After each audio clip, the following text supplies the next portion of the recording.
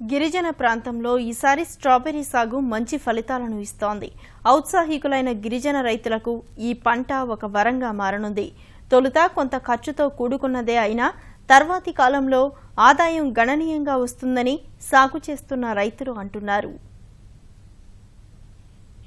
విశాఖ జిల్లా మన్యం ప్రాంతంలో గిరిజన రైతుల పాలిట వరదాయినిగా స్ట్రాబెర్రీ సాగు మారనుంది.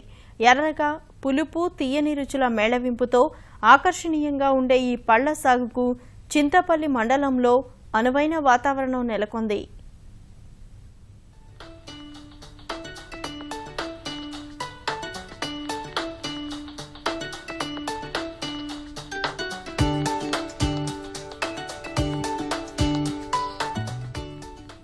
తొలి ఏడాది దీనికి ఒక మాదిరిగా ఎక్కువ ఖర్చే పెట్టినప్పటికీ రెండో ఏట నుంచి మెళకువగా వ్యవహరిస్తే మాత్రం లాభాల పంట పండించేందుకు అవకాశం కనిపిస్తోందని చింతపల్లి ప్రాంతంలో ఈ పంట పండిస్తున్న రైతు అనుభవంతో చెప్తున్నాడు.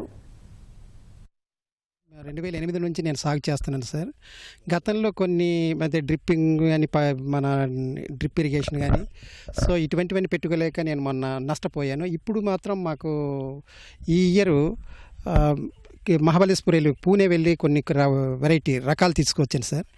వాటిలో ఒకటి క్యామరోజా, వింటర్డాన్, సబ్రీనా, నాబిలా అనే వెరైటీలు 4 తీసుకొచ్చాను.